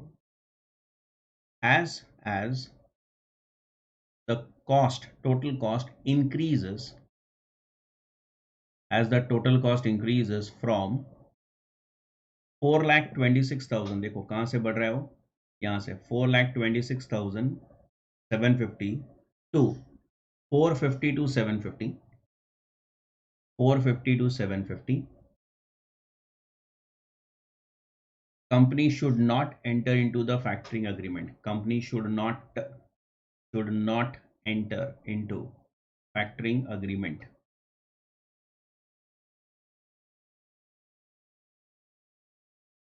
बराबर है? चलो डन। अब एक नोट भी लिख दो। क्या नोट? हमने ये जो 75,000 है ये वाला और 1 लाख, इस पे हमने 14% लिया, ओन फंड्स का कॉस्ट लिया। इसके लिए भी बोरिंग होगा ऐसा हम नहीं मान रहे हैं, राइट? लिखो, for carrying cost calculation, for carrying cost calculation, for carrying cost calculation,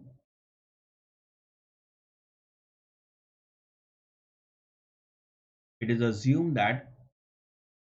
assumed that owned funds will be blocked. Own funds will be blocked, and hence 14% is considered. And hence 14% is considered.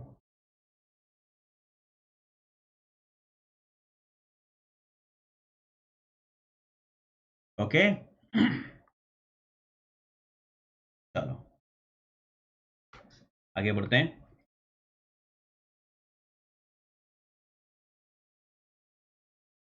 Take question number 1. Question number 1. चलो पढ़ो। A Limited has a total sales of 3.2 crores and its average collection period is 90 days. Average collection period 90 days. So in a year अगर हम 360 days पकड़े तो 4 time होगा ये, 4 time. Total sales 3.2 crores बराबर है, और अगर हम 90 डेज के लिए पकड़े तो that comes to 4 times in a year, 360 days के हिसाब से। The experience indicates bad debt losses are 1.5% on sales. Expenditure incurred by the firm in administering the receivable collection efforts 5 lakh. तो अगर तुम बैड डेट्स को, सॉरी, अगर तुम factor को अपॉइंट करते हो तो बैड डेट्स बचेगा, और दूसरा क्या, तुम्हारा कलेक्शन एफर्ट्स भी, मतलब ये कलेक्शन एफर्ट्स का एडमिनिस्ट्रेटिव कॉस्ट भी कम हो जाएगा। बैड डेट्स बचेगा, कैसे पता चला? क्या लिखा है देखो, the factor is prepare to buy the firm receivable, वो हमारे डेटर खरीद देगा, तो बैड डेट्स का झंझट भी उसका, by charging 2% commission. Factor will pay advance on receivable to the firm at an interest rate of 18% per annum. ये इंटरेस्ट रेट है आफ्टर विदहोल्डिंग 10% एज रिजर्व। ये 10% रिजर्व क्या है? उतना वो हमको नहीं देता है, बाद में हम वसूल कर लेंगे, बाद में हमको मिल जाएगा 10%। फैक्टर रिजर्व में कुछ नहीं करना है, खाली उतना पैसा वो एडवांस कम देता है, बस। अच्छा, अभी इधर क्वेश्चन कुछ और है। हमने अभी तक जो क्वेश्चन किया ना, लास्ट क्वेश्चन, वैसा नहीं है। डेटा तो सब वैसा ही दिख रहा है, ऐसा ही लग रहा है जो पहले वाला क्वेश्चन है। पूछा क्या है देखो, see the question, calculate effective cost of factory. इधर ऐसा सवाल नहीं पूछा है कि फैक्टर में जाना है कि नहीं जाना है, फैक्टरिंग में जाना चाहिए कि नहीं जाना चाहिए, ऐसा सवाल नहीं है। क्वेश्चन है what is the effective cost of factoring. Now what you mean by effective cost of factoring, let us understand this. इधर भी हमारा जो वर्किंग होगा ना वो ऐसे ही टाइप का वर्किंग है. ओके, सिमिलर टाइप का वर्किंग है. अब मैं एक्सप्लेन कर रहा हूं, तुम लोग कॉपी मत करो, बाद में कॉपी कर लेना, पहले एक बार समझ लो ध्यान से. ठीक है, सुन लो पहले प्रॉपरली, उसके बाद तुम कॉपी करना. Question number 1.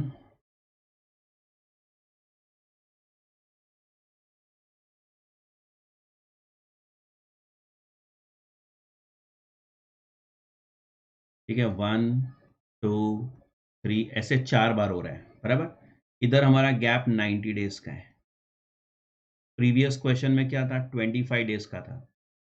वैसे यहाँ पे 90 डेज है, टोटल 360 डेज. अच्छा, पहले वाले सब में 25 डेज था, वैसे इधर 90 डेज है. और पहले वाले सब में क्या था, 14.4 टाइम्स था, वैसे इधर कितना है, 4 टाइम्स है. 90 डेज है ना, तो 360 डेज के हिसाब से 4 होता है. चलो, तुम्हारा सेल्स कितना, पूरे साल का सेल्स कितना है, पूरे साल का सेल्स 3.2 करोड़ टोटल सेल्स बराबर 320 लैक्स. डिवाइड बाय 4 करेंगे तो इधर आएगा 80 lakhs. 80 lakhs. Same same logic है, पहले वाला ही समय, लेकिन जो एंड में क्वेश्चन पूछा है वो कुछ अलग है. तो देखना, सेल्स तुम्हारा 80 लाख होगा, एक बार का ट्रांजैक्शन की बात करते हैं, माइनस फैक्टर रिजर्व. कितना रिजर्व बोला उसने, 10%. 10% मतलब 8 लाख हुआ बराबर है. 10% 8 lakhs minus commission. Commission commission कितना परसेंट है देखो जरा, कमीशन कितना परसेंट है, 2%. ठीक है, तो 2% ऑफ सेल्स, तो 2% ऑफ 80 लाख कितना आएगा, 3000, 1,60,000 बराबर. तो जैसे पहले सब में किया वैसे ही एडवांस कितना है बताओ इधर, फर्स्ट समय किया ना, ऊपर वाले समय सेम टू सेम वर्किंग है, ये तो वर्किंग एकदम सेम है. बोलो कितना आता है ये, एडवांस कितना है, 80 लाख. 8 लाख माइनस करो, 72 है ना, 10%, 72 माइनस 1,60,000, 70,40,000 बराबर है. अभी इस पे वो इंटरेस्ट चार्ज करने वाला है 90 डेज का, बाद में वापस 90 डेज का, वापस 90 डेज का, मतलब पूरे साल का हो जाएगा. जरा बताओ 90 डेज का कितना इंटरेस्ट आएगा, 70,40,000. क्या इंटरेस्ट का रेट देखो कितना है, इंटरेस्ट का रेट कितना है, 18%, 18%.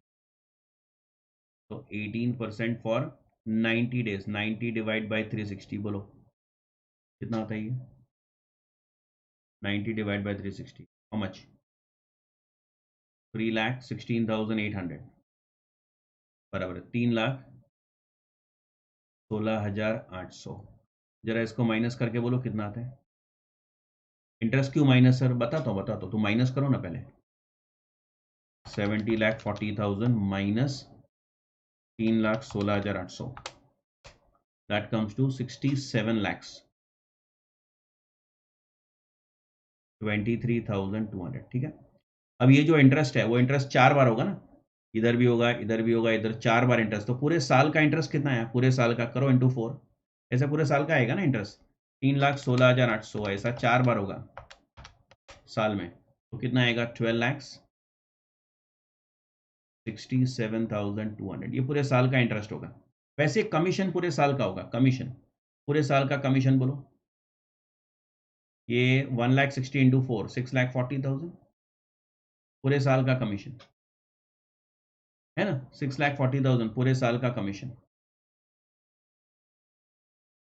अब मेरी बात सुनो, हमको फैक्टरिंग में जाना है कि नहीं जाना है, ऐसा सवाल है ही नहीं. वो तुमको बोलता है हम फैक्टरिंग में जाने वाले हैं भाई, हम फैक्टरिंग में जाने वाले हैं. तुम मुझे फैक्टरिंग में जाने का इफेक्टिव कॉस्ट बताओ. सर मतलब क्या, क्या होता है ये, सुनना, इफेक्टिव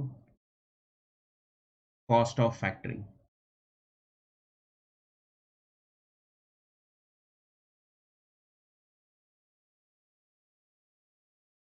ये आंसर आता है पहली बात तो परसेंटेज में, ये आंसर आएगा किस में, परसेंटेज में।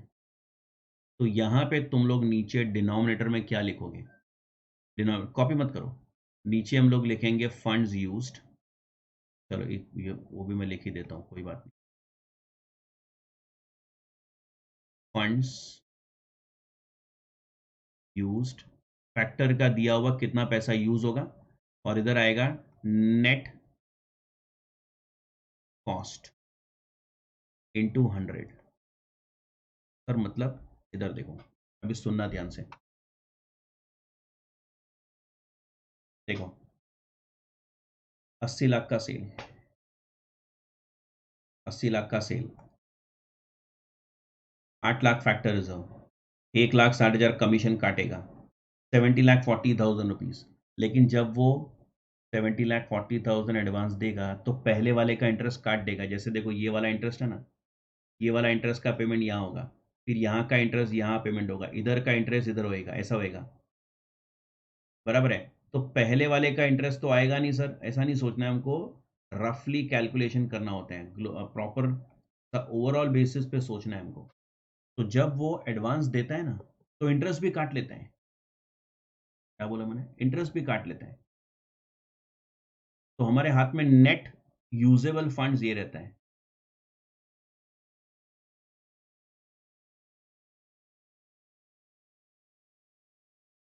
समझो मेरी बात, ऑन पेपर वो एडवांस हमको दे रहा है 70,40,000 ऑन पेपर, लेकिन जब वो एडवांस देता है तो पिछले टाइम का इंटरेस्ट काट लेते हैं, फिर अगली बार इंटरेस्ट देगा तो फिर पिछले वाले का इंटरेस्ट वापस काटेगा। तो सर फर्स्ट टाइम जब वो एडवांस देगा तो पिछले वाले का तो इंटरेस्ट होएगा ही नहीं, ऐसा नहीं सोचने का हमको, ओवरऑल बेसिस पे कैलकुलेशन करना पड़ता है, रफ कैलकुलेशन। तो जब वो एडवांस देता है तो पिछले टाइम का इंटरेस्ट होएगा, वो काटेगा, फिर हमको नेट हमारे हाथ में आता है ये पैसा, ये हमको मिलता है। फर्स्ट टाइम का तुम छोड़ दो, ऐसा नहीं सोचने का फर्स्ट टाइम, हमको ओवरऑल बेसिस पे कैलकुलेशन करना चाहिए। तो 67,23,200 रुपीज, इतना पैसा वो हमको नेट हाथ में देता है। पहले बोलो ये बात समझा क्या हमको, अभी अंडरस्टूड दिस। ऑन पेपर भले लोन अपना 70,40,000 है, मैं ना नहीं बोल रहा, एडवांस है ना, एडवांस ये है 70,40,000, लेकिन जब वो एडवांस देता है तो प्रीवियस वाले का इंटरेस्ट काटता है। अभी जैसे ये एडवांस देगा तो इसका इंटरेस्ट यहाँ काटेगा, फिर यहाँ का एडवांस का इंटरेस्ट इधर काटेगा, इधर के एडवांस का यहाँ इंटरेस्ट काटेगा, ऐसा करता है वो। तो फर्स्ट टाइम का तो हो ही नहीं सकता है सर, ऐसा नहीं सोचना है, मैंने बार बार तुमको, रफ कैलकुलेशन किया जाता है। मतलब क्या होगा सुनना, तो 67,23,200 पे 90 डेज का इंटरेस्ट आएगा, 90 डेज यूज करते हो, फिर वापस ये पैसा 90 डेज के लिए, फिर वापस 9, मतलब ये जो पैसा ना 67,23,000 पूरा साल ही यूज होने वाला है, वो पूरा साल यूज होने वाला है, वो पूरा साल यूज होने वाला है।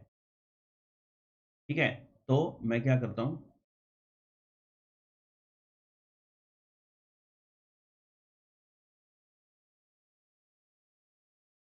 ओके वापस सुनो, 67,23,000 सर 90 डेज के लिए यूज होगा, बाद में तो फैक्टर को हमारे कस्टमर से पैसा मिल जाएगा, बराबर है।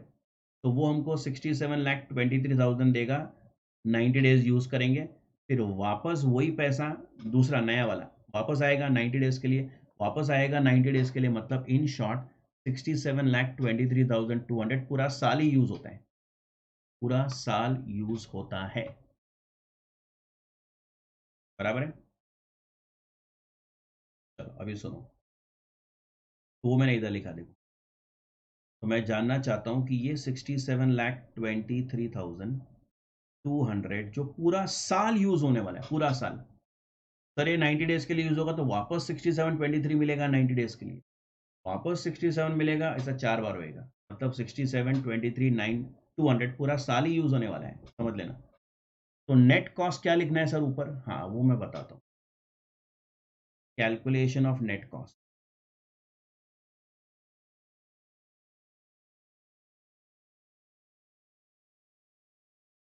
अगर हम फैक्टरिंग में जाते हैं तो पहले तो कमीशन देना पड़ेगा, कमीशन कितना परसेंट है, 2%। सर 2% किसका? पूरे साल का लिखेंगे, पूरे साल का, क्योंकि ये पैसा नीचे वाला पूरे साल यूज होने वाला है। ओके, पूरा साल। तो 2% ऑफ 3.2 करोड़ कितना आएगा? 3.2 करोड़ का 2% कितना है? 6,40,000 है ना? हमने किया था देखो पूरे साल का, तो पूरे साल का कमीशन होगा 6,40,000। अच्छा, interest on advances, interest on advance कितना? एडवांस कितना है? एडवांस तो 70,40,000 ही है, समझो तुम। ठीक है, एडवांस तो 70,40,000 ही है। उसका कितना टका इंटरेस्ट? 18% पूरे साल के लिए, पूरे साल के लिए। बराबर, पूरे साल का करेंगे तो डायरेक्टली हमको ये फिगर आएगा, कौन सा वाला? ये वाला। कितना है देखो, 70,40,000, उसका 18%, 12,67,000। तो अगर हमने फैक्टर को अपॉइंट किया तो ये दो खर्चा है, लेकिन कुछ सेविंग्स भी है। सर कौन सा सेविंग्स? बैड डेट्स बचेगा। बैड डेट्स कितना बचेगा बोलो? बैड डेट्स कितना बचेगा? बैड डेट्स कितना बचने वाला है बोलो? बैड डेट्स का फिगर देखो कितना है।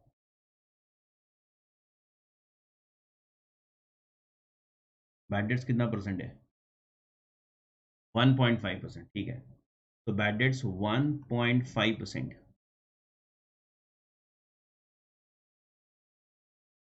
Of sales. सेल्स कितना है तुम्हारा? 3.2 करोड़ है।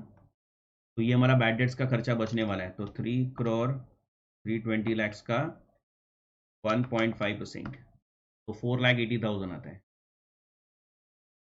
बराबर है, ये हमारा बैड डेट्स का पैसा बचने वाला है, बचने वाला है, minus net cost and administrative expenses भी तो बच रहा है हमारा। सेविंग्स एंड एडमिनिस्ट्रेटिव एक्सपेंसेस कितना है बोलो? कितना है देखो, 5 लाख, 5 लाख। ठीक है, तो कितना नेट आया बताओ? ये तुम्हारा नेट कॉस्ट आया। कितना आता है? अगर हमने फैक्टर को अकाउंट किया तो दो खर्चा होने वाला है और दो खर्चा बचने वाला है। तो अपना नेट खर्चा क्या आता है? मतलब समझो ना, हमने कैपिटल बजटिंग में किया था ना, 10 रुपया सेव करते हो तो 2 रुपया खर्चा होता है, तो 8 रुपया सेव होता है। वैसे 10 रुपया खर्चा है, 2 रुपया सेव हो रहा है, तो नेट 8 रुपया खर्चा है पैसा। कितना आता है ये? 9,27,200। तो वो मैं इधर लिखता हूँ देखो यहाँ पे।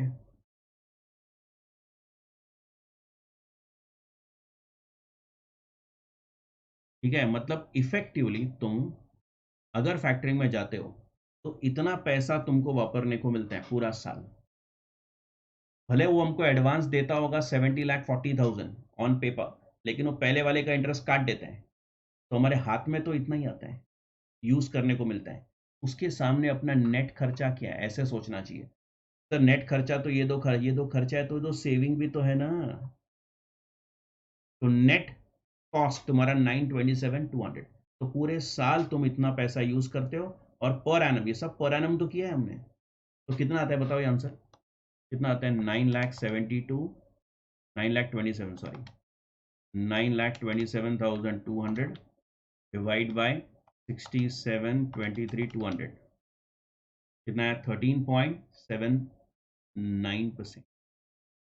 ये तुम्हारा इफेक्टिव कॉस्ट ऑफ फैक्टरिंग है। This is the effective cost of factoring. अगर हम फैक्टरिंग में जाते हैं, सुनना मेरी बात, अगर हम फैक्टरिंग में जाते हैं तो this is a source of finance. ये एक तरीका है फंड्स रेस करने का।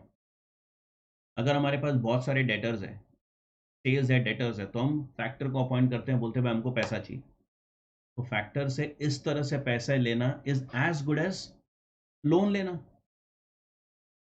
जैसे तुम बैंक से लोन लेते हो तो इफेक्टिव इंटरेस्ट क्या आता है वो कैलकुलेट करते हैं, इंटरेस्ट का रेट होता है, प्रोसेसिंग खर्चा, इधर उधर का सब।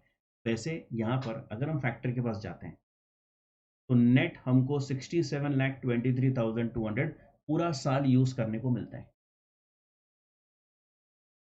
बराबर, जिसके सामने अपना नेट कॉस्ट आता है 9,27,200। तो ऐसा सोचना चाहिए कि हमने फैक्टर से लोन लिया हमको फैक्टर का फंड कॉस्ट आया 13.79%। अब किसी के दिमाग में आएगा सर वो सीओसीडी क्यों चाहिए तुमको भाई, हमारा फंड्स ब्लॉक्ड। सीओसीडी क्या होता है, it is interest loss on our money blocked with the debtors. तो वो तो पूछा ही नहीं है ना, तुमको किधर पूछ रहा है कि तुमको फैक्टरिंग में जाना चाहिए कि नहीं जाना चाहिए, पूछा उसने? नहीं पूछा। ठीक है, तो फैक्टरिंग में जाना चाहिए कि नहीं जाना चाहिए सवाल ही नहीं है, समझो तुम। सवाल ये है कि फैक्टर से जो अपने को पैसा मिलेगा उसका कॉस्ट क्या है, बस उसका परसेंटेज कॉस्ट क्या है, वो सवाल है। तो इसमें सीओसीडी के बारे में सीओसीडी के बारे में कब सोचना है, जब हमको ये डिसाइड करना है कि फैक्टरिंग में जाऊँ कि नहीं जाऊँ। ऐसा तो कुछ पूछा ही नहीं। ठीक है, तो अभी तुमको ये कॉपी करना है। तुम क्या कॉपी करोगे, देखो So, अभी ये वाला पार्ट कॉपी करना है तुमको ऑफ कोर्स, और ये नीचे ये तो कॉपी करना ही है, अंडरस्टूड है, ये तो करना ही है। चलो करो, कॉपी करो। I लेकिन did अभी not तुम चाहो तो ये understand. पूरा लिख देना, पूरा पूरा वर्किंग लिख देना, ठीक है, काम आएगा बाद में। करो कॉपी। So,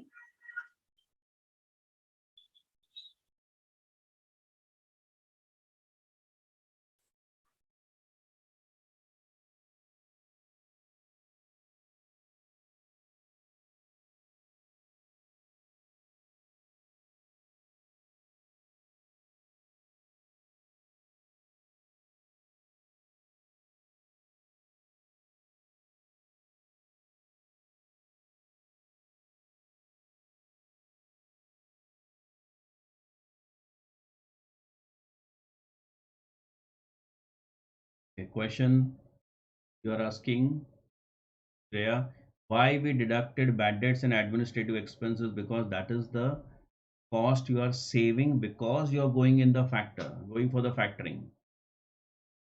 फैक्टर में जाने की वजह से ही तो फायदा हो रहा है। अगर तुम फैक्टरिंग में नहीं जाओगे तो बैड डेट्स और एडमिन का खर्चा होने वाला है। तो इफेक्टिव कॉस्ट का मतलब क्या है, क्या क्या फायदा क्या क्या नुकसान बिकॉज ऑफ फैक्टर। फैक्टर की वजह से ही अपना बैड डेट बच रहा है, नहीं तो नहीं बचता।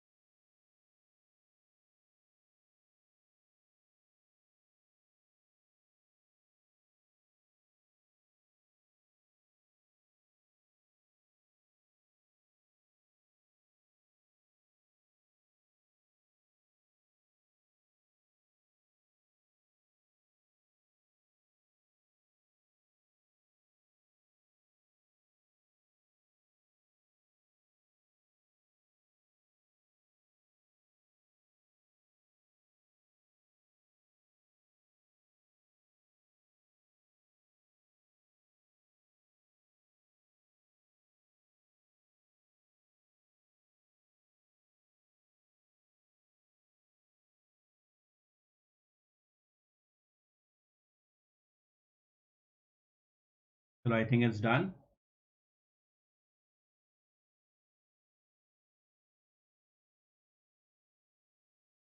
So that's all with factoring. Important topic है, एग्जाम में कभी कभी पूछते हैं डेफिनेटली। ओके